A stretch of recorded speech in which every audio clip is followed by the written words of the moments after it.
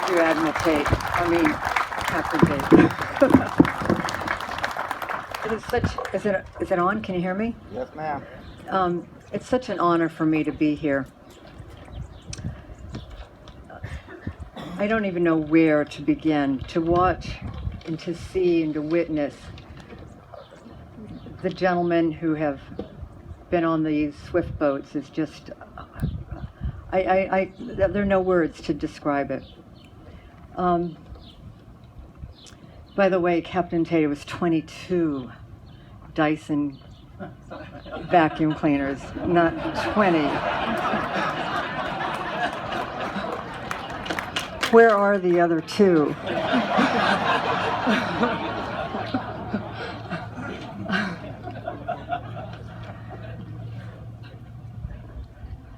My father often said he was 4 stars, but my mother was the 5-star admiral.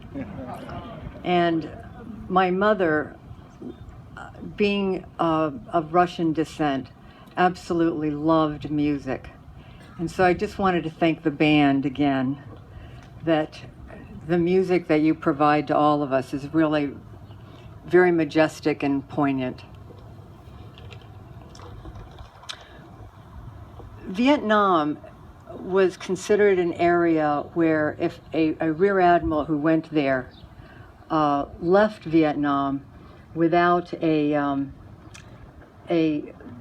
was a dead-end position. My father, as a rear admiral, I think the Navy was a little concerned that someday he might become CNO. And the way to arrest this was to send him to Vietnam. So the consolation prize for that was for Dad to jump over 130 rear admirals and give my father a 3rd star. But the caveat is that he was not allowed to receive those 3 stars or to be pinned until he was well over the Pacific Ocean. So as the plane lifted off the island of Hawaii, just as the wheels went off, Dad turned around to my mother and I and allowed us to put on his 3rd star, just as a little bit of a needle to the Navy authority. When he arrived in Vietnam and did a 10-day tour to assess the situation, he found it to be worse than he ever even imagined. And he realized lots of things were going on. Those Navy personnel who really were there to fight, the morale was quite low.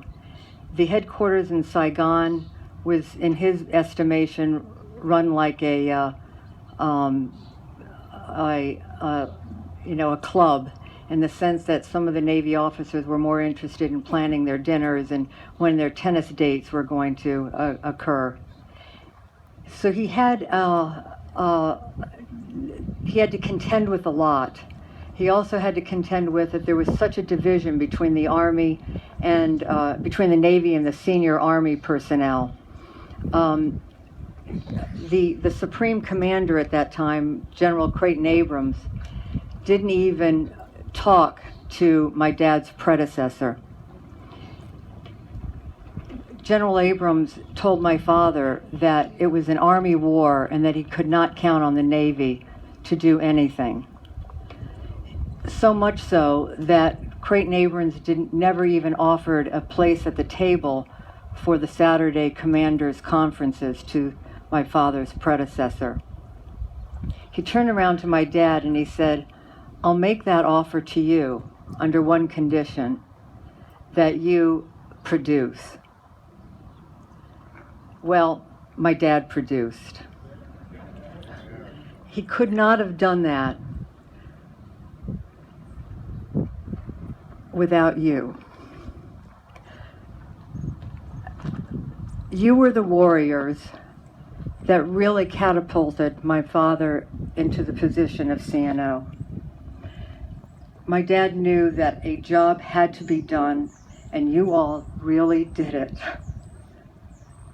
And he was so aware that he had put you you, your families, your loved ones in a position of great, great harm. For the rest of his life, he was so indebted to you that, you know, he made it a promise to himself that he was going to do everything he could to make sure that benefits were given to the veterans who came down with cancer from Agent Orange. I'm sure you all know that my brother at the age of 42, who also fought as a Swiftie in Vietnam during the time my father was commander there, passed away at the age of 42. I have to say that you can't imagine the honor I have being in your presence, and just thank you from the bottom of my heart for all that you've done for this country.